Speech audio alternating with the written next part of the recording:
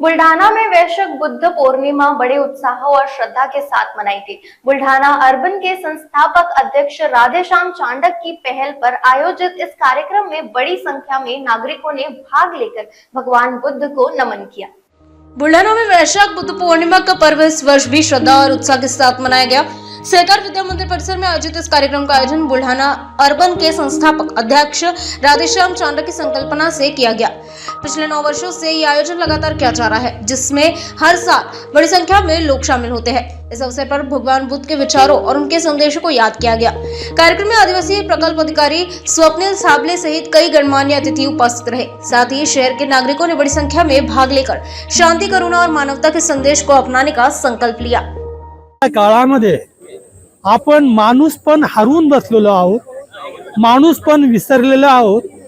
आज या बुद्ध जयंतीच्या निमित्ताने आपण माणूस बनवायचा प्रयत्न करूया, हीच मंगल भावना, हीच मंगल कामना। हमारा खरं तर अनेक देशांमध्ये सध्या युद्ध होत आहेत आणि इतर देशांमध्ये युद्धजन्य परिस्थिती निर्माण झाली आहे। काय नेमकं आव्हान करायचं?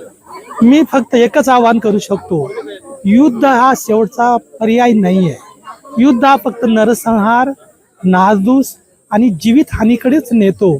जर आपल्याला या गोष्टीपासून मुक्त व्हायचं असेल तर बुद्धाचं तत्वज्ञान हे आचरणातून सिद्ध केलं पाहिजे। युद्ध आपोआप बंद होईल। सर्वप्रथम आपल्या सगळ्यांना बुद्ध जयंतीच्या खूप खूप शुभेच्छा। सहकार विद्या मंदिराचे 9 वर्ष आहे।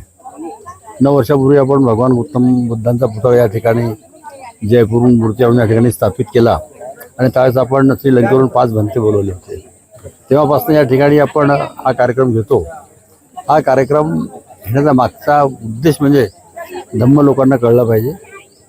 धम्माशिवाय पर्याय नाही। आज जी जगामध्ये परिस्थिती चालू आहे जगात सगळ्या, त्याला धम्मच फक्त थांबवू शकतो। आणि माझं स्वतःचं कॅबिन आहे, त्या कॅबिनमध्ये सुद्धा बुद्धाची मूर्ती आहे। हे त्याचं कारणच एकच आहे की मला खूप राग यायचा। माझ्या रागामुळे माझ्या घराचं, माझ्या कार्याचं खूप नुकसान व्हायचं। पण 6 वर्षा म्हणजे आता राग सोडायला 20 वर्ष झाली, त्याच्या 6 वर्षापूर्वी लागले मला राग सोडायला।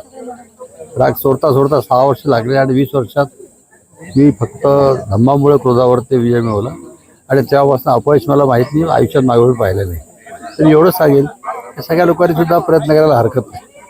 आयुष्यात धम्म एकदा वाचा, थोडं बुद्धाप्रमाणे वागायचा प्रयत्न करा, पोलीस स्टेशन कोर्टाचं कामच पडणार नाही।